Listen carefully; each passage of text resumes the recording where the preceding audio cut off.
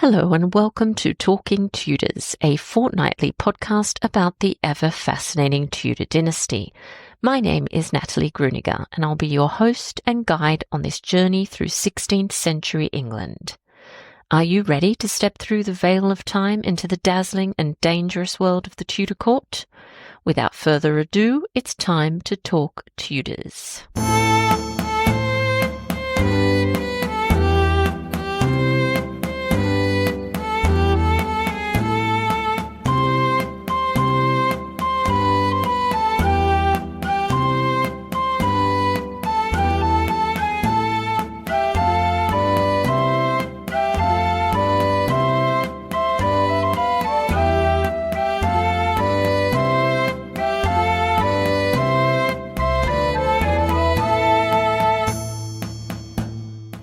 Hello everyone, welcome back to another episode of Talking Tudors. I'm your host, Natalie Grueninger. Thank you so much for joining me today. Before we start, I'd like to mention an important event that is taking place online in just over a week's time. The Catherine of Aragon Legacy Lectures is an online fundraising event that aims to raise funds to help Peterborough Cathedral keep its doors open 7 days per week and ensure that it's preserved for future generations to enjoy.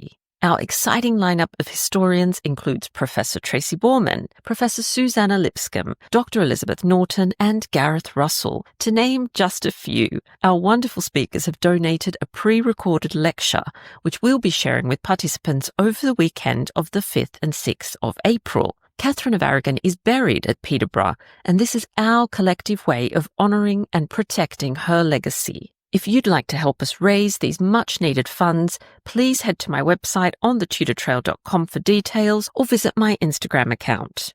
I'd also like to acknowledge and thank the generous listeners who continue to support Talking Tudors on Patreon and extend a heartfelt thank you to everyone who's taken the time to rate and review the show.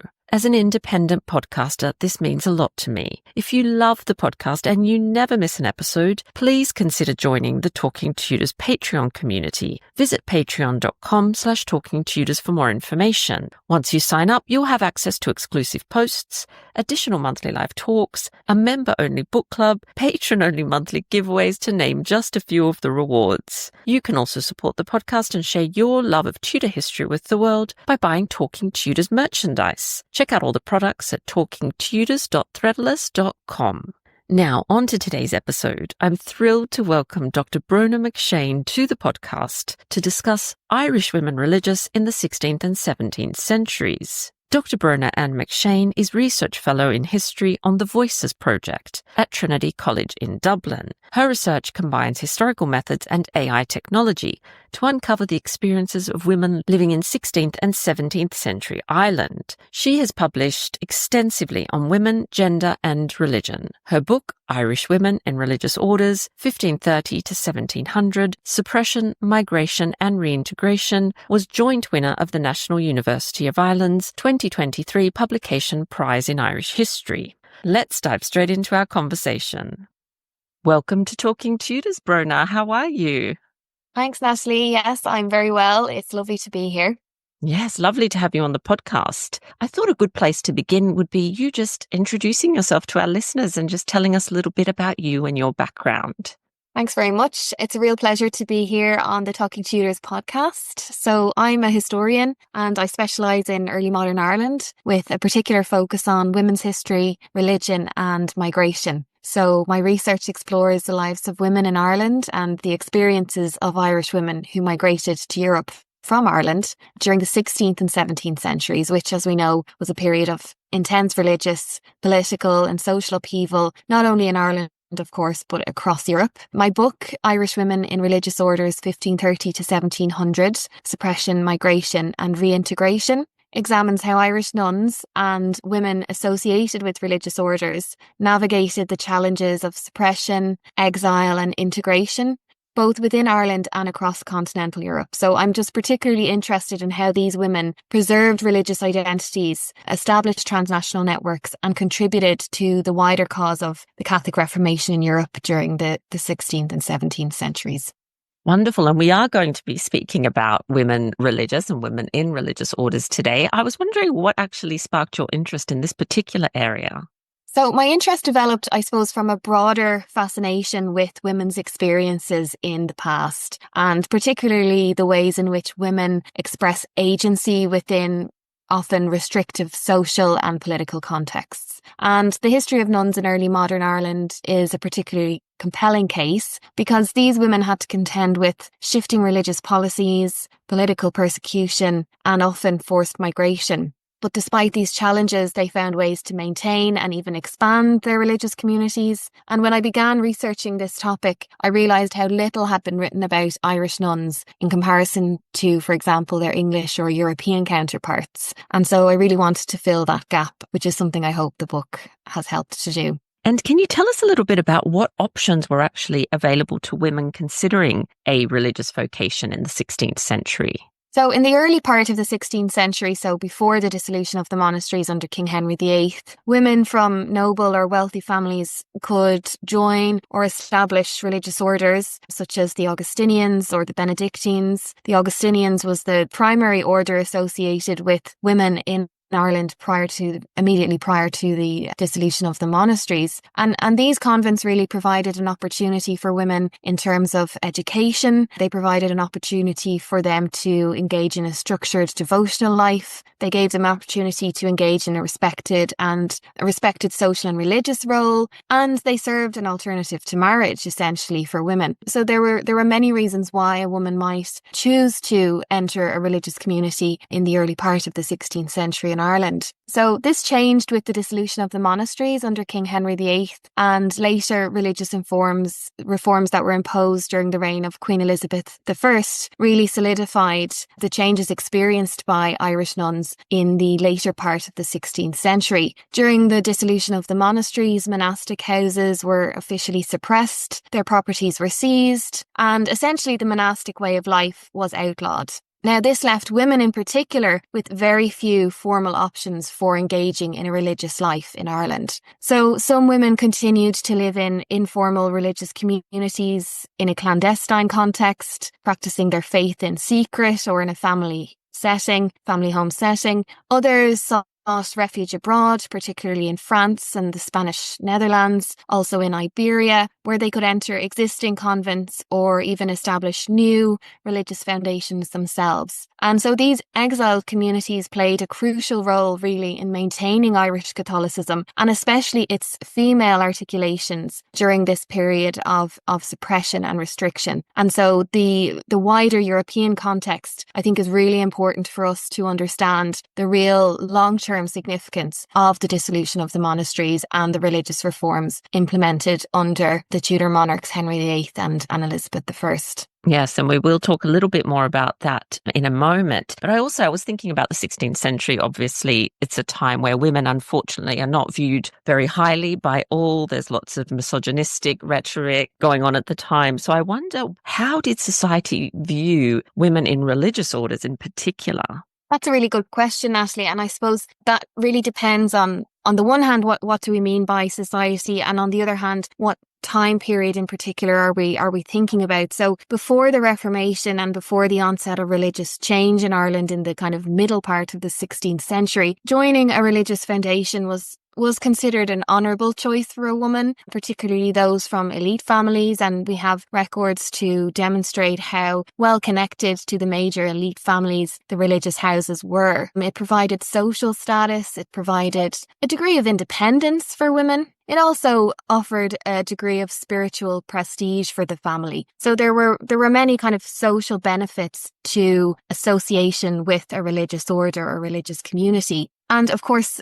from a practical perspective, in many cases, families themselves endowed the convents with land and money to ensure that their daughters or their female family members were well looked after and that the community would be successful, and that would then, of course, reflect well on the reputation of the family. After the dissolution of the monasteries, of course, and the religious reforms implemented later on in the 16th century in Ireland, the story gets a little bit more complicated. Catholic women, obviously, who wished to remain as religious women, faced a huge degree of hostility from the Protestant state. They were often seen as defiant. They were seen as, in many cases, politically subversive. And convents were really viewed as, locations associated with Catholic resistance. So that's, on the one hand, the established church and the Protestant state and their view of Catholic women and particularly nuns in this period. On the other hand, of course, we must remember that the vast majority of the Irish population in this period remains Catholic, despite the efforts of the established church to roll out the Protestant Reformation. And among Catholic lay communities,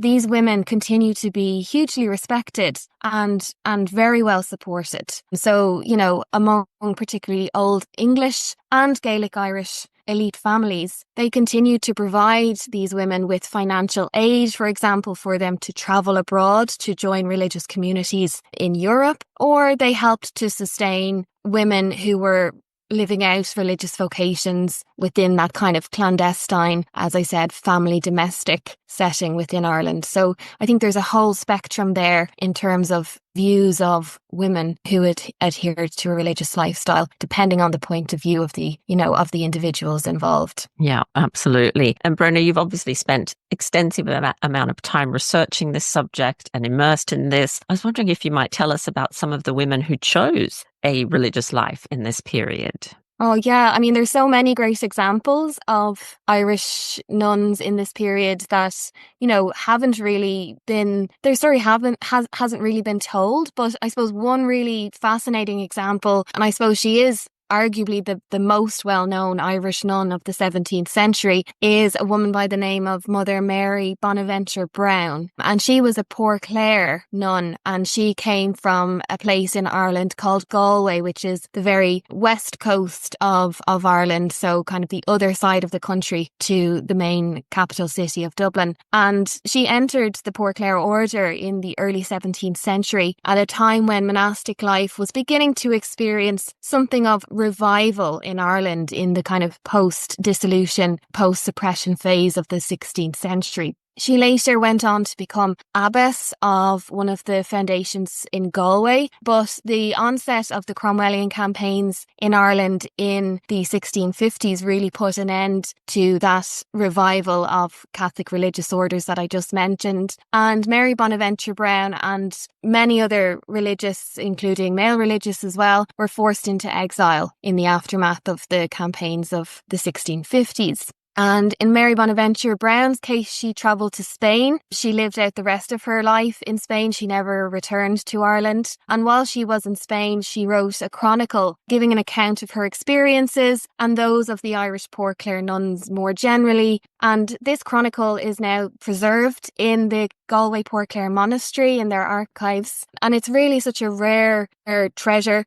It gives us one of the very few first-hand accounts of Irish women religious for the 17th century. And as I say, it survives to this day at the Galway Poor Clare Monastery, which traces its roots back to the 1640s, which is quite a remarkable history in and of itself. Another interesting figure is a woman by the name of Honoria Magan, who was an Irish Dominican tertiary sister, and she became a revered martyr for Catholicism during the second half of the 17th century. And the story of her death at the hands of Cromwellian forces ultimately ends up circulating throughout Catholic Europe, and a fresco depicting her martyrdom survives at the former Dominican monastery in Taormina in Sicily. And the front cover of my book is actually that fresco depicting the martyrdom of Honoria Magan, the Irish Dominican nun who lost her life at the hands of Cromwellian forces. And her life really reflects how Irish nuns not only survived in exile, but also made significant contributions to their host countries and became, as it were, a poster child for European Counter-Reformation Catholicism. Oh, how fascinating to learn a little bit more about them. And I think, if our listeners are interested in learning more, definitely get yourself a copy of Bronagh's book. Sounds amazing. And so I know it's difficult sometimes to piece together what daily life was like for women in the past, but I'm wondering if you can give us a little taste of what it was like for women living in religious communities at the time. For women in, I suppose, formal established religious foundations that were not operating in a context of clandestinism or not operating in a context of repression, life was a very highly structured regimen that was centered around prayer was obviously the central focus, work, and then the whole idea of communal living. So women in religious communities would have followed the divine office as they do today. They would have attended mass daily. They would have participated in contemplative and devotional practices. Many convents also engaged in work such as embroidery, manuscript copying, and even some would have engaged in a level of educational provision for girls and young women. It really depended on the particular order that the woman was associated with. Some orders had a mission for teaching or, for example, for the provision of healthcare, whereas others were more strictly focused on a prayer life and engaging in a religious lifestyle dedicated to prayer. So in a context where all is well and things are operating as normal, they would be the kind of broad activities of women religious in religious communities. But for those forced into exile or those living in clandestine circumstances, life was far more precarious. Exiled nuns often had to find new ways to sustain their communities, sometimes relying on donations from wealthy Catholic patrons if they could get them, or even taking on roles such as providing education or charitable care. And really this adaptability was really crucial to the survival of Irish women religious during this period. Yeah, my respect for women of the past just grows every time I hear their different stories, the varying stories. Really amazing. So you talked earlier about the fact that one of the benefits, I suppose, for joining a religious order pre-dissolution was, of course, that there is opportunity for education apart from spiritual nourishment and all the other things that went along with it. So can you talk to us a little bit more about specifically education in these communities? Yeah, absolutely. Religious orders played, a very crucial role in the provision of education to women and to girls at a time when options for education for women and girls was extremely limited. And as I mentioned previously, the option of joining a religious community offered an opportunity for women to gain a level of education that they may not have had an opportunity to have otherwise. So nuns in this period were often highly literate individuals. Many of them were trained in Latin and other languages, in theology and scripture. And as I mentioned, they also learned very practical skills. So we have accounts of religious communities involved in teaching skills such as embroidery, music, manuscript copying. And in exile, Irish nuns joined, well-established European convents. They also joined English convents in exile that were established throughout the end of the 16th and into the early part of the 17th century. And in these communities, they received formal education, which, as I say, was something that was not going to be on offer to them if they lived out, a life as a lay woman in this time period. In other cases, then, we have instances of families from Ireland sending their daughters to the continent in order for them to receive an education, not necessarily for them to become nuns per se, but for them to actually receive a good level of education. And really, we know very little about the education of women and girls in Ireland in this period and the mechanisms whereby individuals obtained education. We know that obviously religious communities played a crucial role, but with the dissolution of the monasteries, there's a real gap left there in terms of the provision of education for women and girls. So the Catholic convents on the continent become a real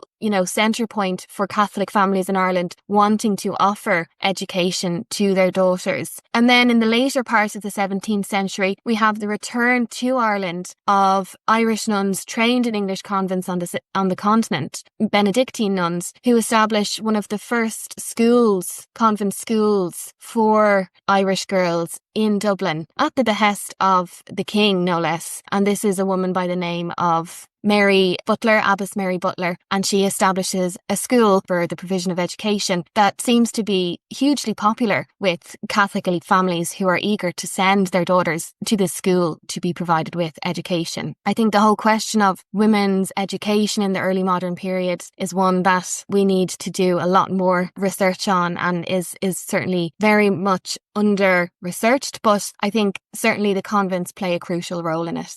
Yeah, and it's such an intriguing subject. I do wish we knew more. I always ask experts about this because, even any little nugget is really great and adds to our understanding. Just wondering about links with families. So did they, and this might depend on the order, I suppose, but did they maintain links with their families? Yeah, that's a great question, because I suppose in this period in particular, we have this idea of nuns being completely separate from lay society, this, notion of them being dead to the world. And even though that is, in some ways part and parcel of a religious vocation in this period, the reality is that women in religious orders did maintain very strong ties with their families despite their entrance into a convent. So many convents, for example, in this time period required a dowry for entry. And of course, families played then a key financial role in supporting their daughters' vocations. So that was, an important link that had to be maintained with the family. Once professed, though, we know that nuns corresponded with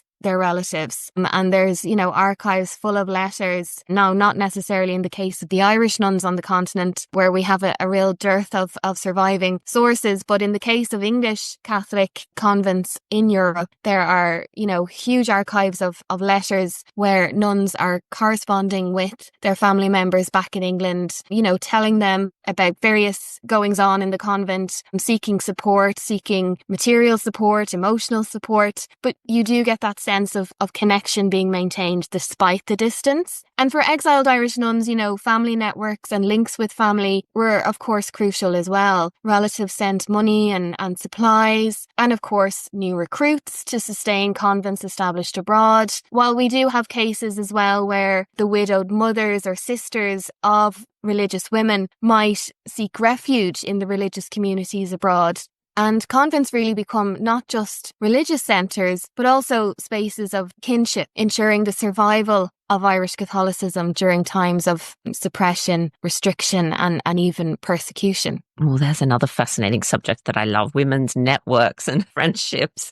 That's brilliant. I love it. So you've obviously touched on the fact that this is an incredibly volatile period in terms of politics, and there's lots of changes going on. So what role did royal patronage play in the lives of 16th century nuns and convents as well? So again, it's thinking about this in the context of before and after the Reformation for an Irish context, but also that's true as well in the English context, of course. And before the Reformation, royal and aristocratic patronage was really crucial to the foundation and the ongoing maintenance of religious houses for women and of course for men as well. But really the dissolution of the monasteries kind of brings about, I suppose, a shift in that, in particularly in the context of, the Tudor monarchs, where we have a shift from relying on kind of royal patronage towards more a reliance on private Catholic patronage. And particularly that's true in the case of the Old English and Gaelic Irish elites, who would have, of course, supported these communities prior to the Reformation. And after the Reformation, they continue to hold very strong connections and bonds with the religious orders that they formerly would have supported. On the continent then, exiled Irish nuns, when they go abroad, are benefiting really from the patronage of Catholic rulers in Europe. So we have really good evidence of this in the context of Spanish and Portuguese monarchs, for example. So the first foundation for Irish nuns in Europe is actually established in Portugal in 1639. It's established in the city of Lisbon. And the role of the Portuguese monarchy in supporting that foundation is really, really crucial. And the role of Portuguese aristocratic elites in terms of sustaining the convent, especially in its early years when it's suffering from a dearth of Irish religious vocations of women from Ireland, is really crucial in sustaining the long-term viability of that religious house. It's patronised by a Portuguese aristocratic woman, but it really maintains strong connections to the Portuguese monarchy. And Catherine of Braganza is one of the key supporters of the Irish Dominican convent of Bom Sucesso in Lisbon. She bequeaths money to it in her will, and she maintains strong connections with the Irish Dominicans when she leaves Portugal and goes to London. And we have evidence that she also, when she returns to Portugal after the death of her husband, that she continues to maintain those connections with the Irish Foundation in Lisbon. The Spanish monarchs as well are very key and instrumental in terms of the provision of support and patronage to Irish nuns. And that's particularly true in the context of the exile of Irish nuns in the aftermath of the Cromwellian campaigns in the 1650s, where we have a huge number of Irish nuns and, of course, male religious and, of course, lay individuals leaving Ireland. And a lot of them seek refuge in Spain. And the Spanish monarch is instrumental in providing monetary support in the form of dowries for the women to enter Spanish convents. And really, I suppose he sees this as part of the broader counter-Reformation effort at, sustaining Catholicism, and that the Irish Catholic women religious were part of that broader effort. So I mentioned Mary Bonaventure Browne earlier as being one of those Irish nuns who leaves Ireland in the 1650s and finds refuge in Spain. And really it is down to the patronage of the Spanish monarchy that the Irish nuns are in a position to be welcomed into Spanish convents in this time period. And you already highlighted the huge impact that the dissolution of the monasteries has on women religious. But I'm wondering if we could maybe delve into that a little bit more and talk about the impact on these women. Yeah, absolutely. And I think when we think about the dissolution of the monasteries in Ireland and the impact on women, I think it's important for us to bear in mind that the dissolution of the monasteries, while it was fairly complete as a task in the English controlled part of Ireland, we must bear in mind that, of course, in Gaelic Ireland, royal jurisdiction did not hold, and so it was obviously less effective in the areas of Gaelic Ireland. So really, when we think about it in terms of the areas of Ireland under which the Crown held jurisdiction, the dissolution of the monasteries really dealt a huge blow to communities of women religious in this time period. It meant the destruction of entire communities, many of which had existed for centuries, the loss of property and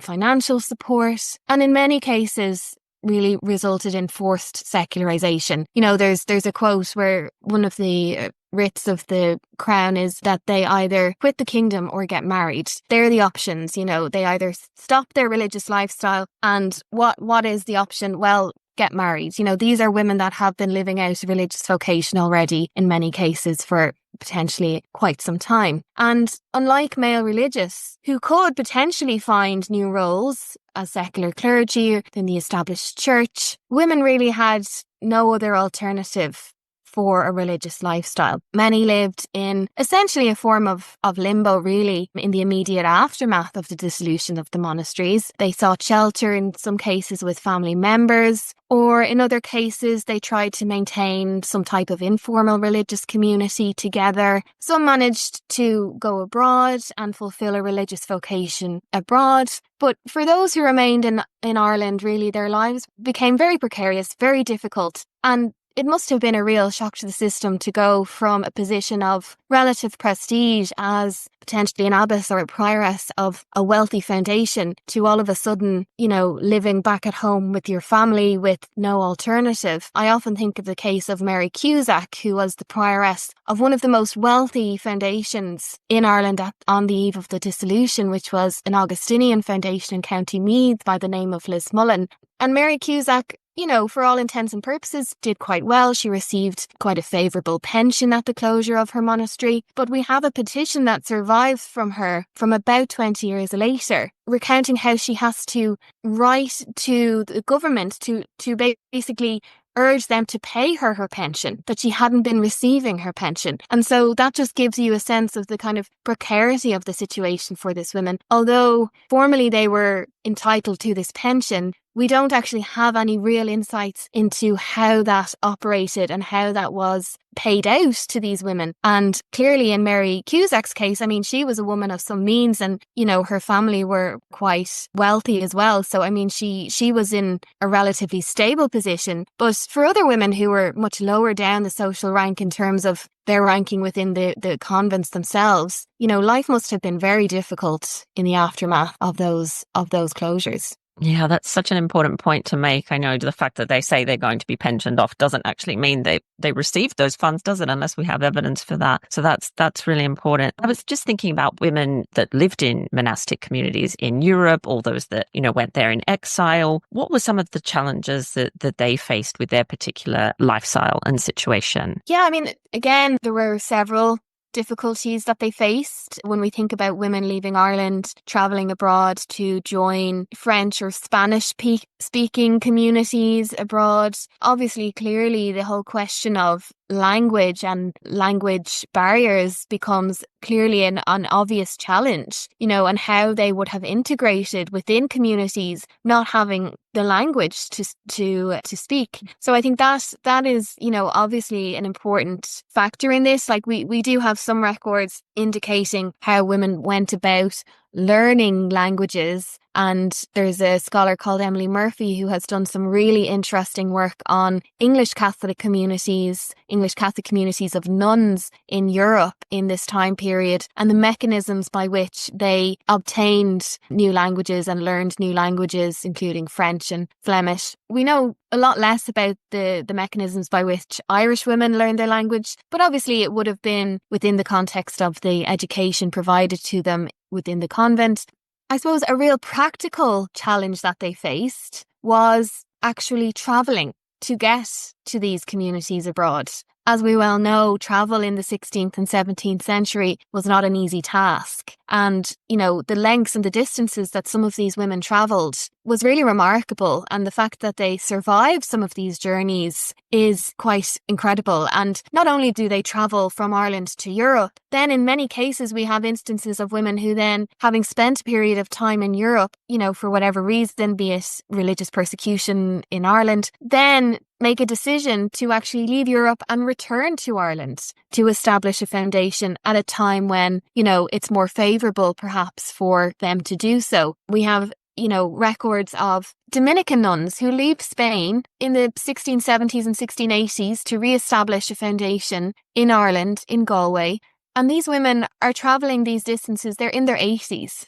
They're travelling these distances, they're putting themselves in real physical danger because they are intent on pursuing their religious vocations and on ensuring that their religious vocations continue for others as an option into the future. So I think that's just a remarkable feat that they achieve. More practically then, there's financial obstacles. I already mentioned the provision of a dowry. Of course, that's an obstacle that not all individuals could surmount. In many cases, a religious lifestyle was, in many cases, something that was the preserve of those who could afford to pay for it. Closely related to the question of language then is cultural tensions within these foundations. So we have examples of, for example, English and French convents that were perhaps hesitant to accept Irish women into their foundations. And this whole question of the nationhood of an individual becomes front and centre in this time period. And, there are accounts of disputes that emerge,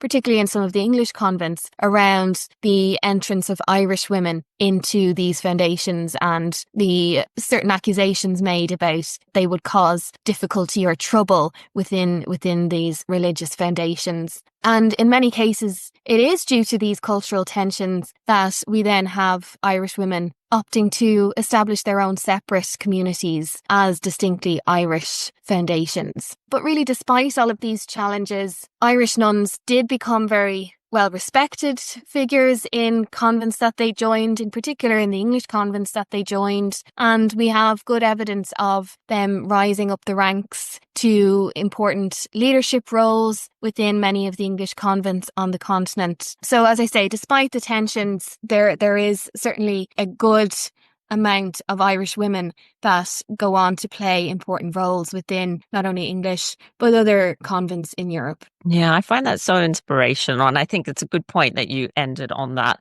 Despite the challenges they faced, they did live lives, worth remembering and worth talking about and flourished in many cases. So it's so wonderful. And I'm sure that everyone listening wants to learn more about your work and what you do. So where can they go to find out more? So they could go to my Blue Sky account, which is bamcshane.com. Blue Sky. I can absolutely put the link to your Blue Sky in our show notes, and then everyone can follow the work that you're doing there. But I can't let you go just yet, Rhoda. There's one more thing that we do on our episodes, and these, I just call it 10 to go. So quick questions, just to get to know you a little bit better. So the first one is, what is a favorite historic site, maybe one in Ireland connected to your research, that you like to visit? That's a great question. I live in Galway, which is a really important town, I suppose, in terms of the development of Irish female religious foundations. And I mentioned to you that Mary Bonaventure Brown was born in Galway and that she became abbess of the Galway Foundation. And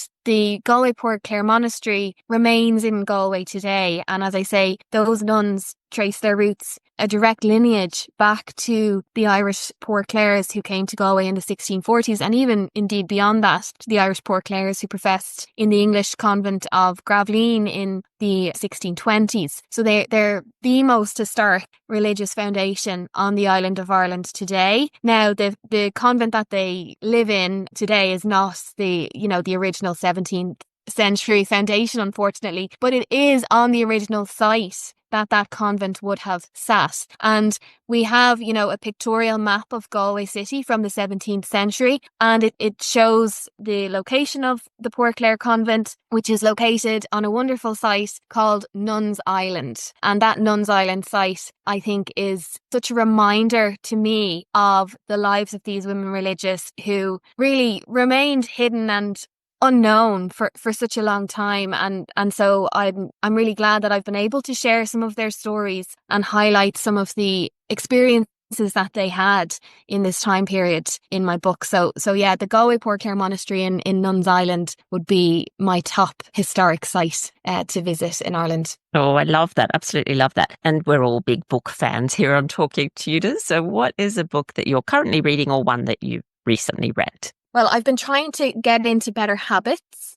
So I've been reading a book called Atomic Habits. Oh, yes. And it's all about, basically how do you make a habit easy and something that you do on a daily basis without it being, a real chore or a real drag. So that's been an interesting book to read. And just in terms of thinking about my own day-to-day life, researching and writing about these women and their habits, excuse the pun, but yeah, that's one that I've been reading recently.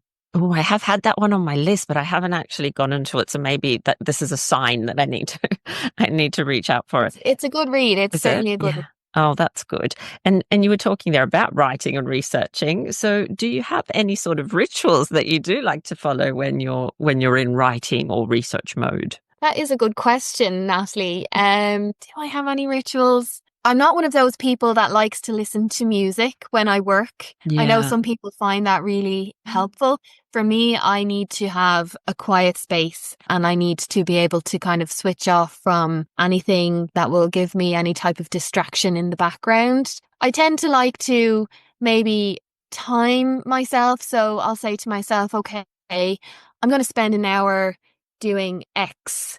And, once I've spent that hour, I'll kind of take a step back and say, okay, well, how has that gone? Has that been a productive hour? Do I want to keep going and give it another hour? Or do I want to just park this for a little while and, move on to something else? Because that's one thing I've found. If I don't kind of quantify the work, it's hard for me to kind of get a sense of how much progress I've made with whatever particular task it is that I'm working on. So that's something I find works for me. It may not be everyone's cup of tea. Yeah, that's a good tip, though. I love hearing everyone's tips. And what about a new skill that you might like to learn? Is there anything on your bucket list? Well, so I'm currently working on a project in Trinity College in Dublin called Voices, and it's very closely related to my expertise on Irish women in religious orders, but it's about Irish women in the 16th and 17th century in Ireland, not necessarily in religious orders, more so from a kind of lay perspective. And really a big part of that project is harnessing digital technologies and also AI technologies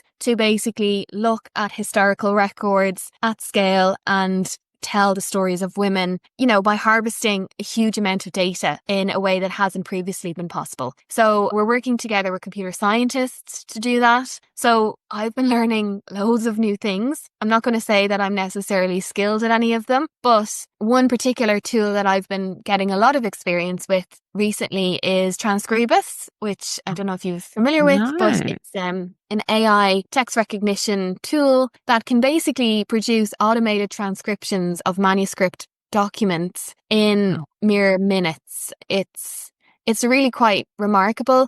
Now, how accurate or not those transcriptions may or may not be is something that is up for debate. But it's very revolutionary, I think, for humanities research and in particular for historical research purposes. So I've been getting my head around Transcribus of late. Wow, that sounds really interesting. I'll have to look into that a little bit more. And that project sounds amazing too, by the way. Did you say Women's Voices, it's called? Yeah, so the project is called Voices. Oh, Voices. And it's about the lived experiences of women in 16th and 17th century Ireland. It's based in Trinity College, Dublin, and it's led by Professor Jane Allmeyer in Trinity College in Dublin. Oh, that sounds amazing. I'll have to look into that as well. So what about a travel destination that maybe one you haven't been to that you would like to visit? Oh, well, I mean, there's loads, but absolutely. I mentioned to you the fresco of Honoria Magan in the Dominican monastery in Taormina in Sicily. Unfortunately, I have never gotten to Taormina in Sicily just yet, but I am keen to get there to see the fresco. And obviously, Taormina looks absolutely incredible. The Dominican monastery was unfortunately destroyed during World War II. The fresco survives and several other frescoes survive. But the site is now the site of a 5-star hotel. So on my bucket list is a stay in that hotel in Sicily for sure. Oh gosh, so the fresco's in the hotel now, is it? Yes, it's been preserved and it's still preserved within the grounds of the hotel, and there are a series of several frescoes along a lower part of the floor, one of the lower floors of the hotel, but they're still there. So I'm keen to get out there at some point to see the fresco in real life, and yeah, that would be incredible. Yeah, that sounds like something you have to do. What about a favorite season and why? Ooh, a favorite season and why? Great question. Well, as somebody that lives in Ireland, our seasons can be a bit, not exactly predictable, let's just say. But a season that I really love and I have always loved is autumn. I love the autumn because, you can tend to get still quite pleasant weather because you're kind of just coming out of summer, but it's not hot, but it's not really hot in Ireland in the summer anyway. But you can get like lovely kind of pleasant weather, but really fresh, crisp days, bright sunny days, and also just the colours changing on the trees. I think it's one of the most beautiful times of year. So yeah, I'd definitely pick autumn as my favourite season. Yeah, I love it. I think traveling anywhere in autumn is so beautiful. I'm patiently waiting. We are in autumn here in Sydney, but it's still a bit too warm. It's not quite gotten there yet. So I'm waiting for those fresh days that you mentioned. What about an ideal Sunday morning? What does that kind of look like for you? Well, I mean, reading a book in bed with a cup of tea. That would be an ideal Sunday Perfect for me. Yeah, I have a 3-year-old, so I don't get too many Sunday mornings in bed with a cup of tea. But yeah, a Sunday morning in bed with a cup of tea, a good book, or the newspapers, that's a pretty nice Sunday morning in my book. That sounds absolutely perfect to me. And then last question, what do you like to do to relax and unwind and switch off a little bit from all the research and the work that you do? I love getting out for fresh air, like for a walk, or recently I've been taking up running, although I certainly wouldn't call myself a runner. But I live not far from the sea and I love to just be down by the sea and take, a long walk, especially if it's one of those fresh, crisp evenings, and to just, clear your head and get some fresh air and the calmness of the ocean. Yeah, it's one of my favorite things to do after kind of a busy, hectic day or a busy, hectic week is just get outside. Yeah, again, sounds perfect to me. And the very last thing is a takeaway. So I ask all my guests for a takeaway. Normally it's a Tudor takeaway. It doesn't have to be in this case. It could be something else that you might want to share with us. A book, a film, a video.